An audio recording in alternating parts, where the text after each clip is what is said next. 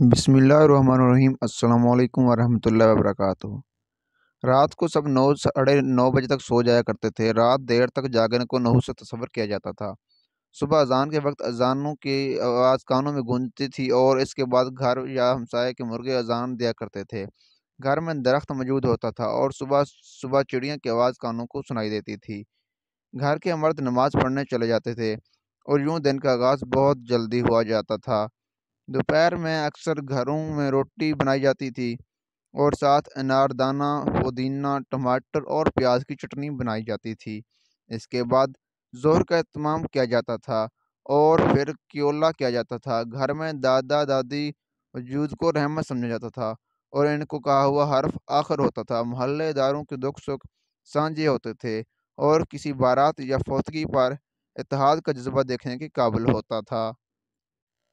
نہ کوئی بیرا ہوتا اور نہ ہی کوئی شادی حال۔ محلے کے تمام لوگ مل کر شادی کی ساری تیاریاں کرتے اور فوتگی پہ ہمسائے بھی کئی دن چولہا نہیں جلانے دیتے تھے۔ پھر دیواریں اونچی ہونا شروع ہوئیں، درخت ختم ہوئے، پرندے اڑ گئے، مرغی پولٹری فارمز میں چلی گئیں اور دیواریں اتنی اونچی ہو گئیں کہ مسجد کی لاؤڈ سپیکر کی آواز بھی کم آنے لگی۔ ایک وقت میں کئی کھانے کئی کی ٹیبل کی زینت بننے لگے، برکت ختم ہو گئی اور ایک گھر میں رہتے بھی ایک دوسرے سے انجانے گئے۔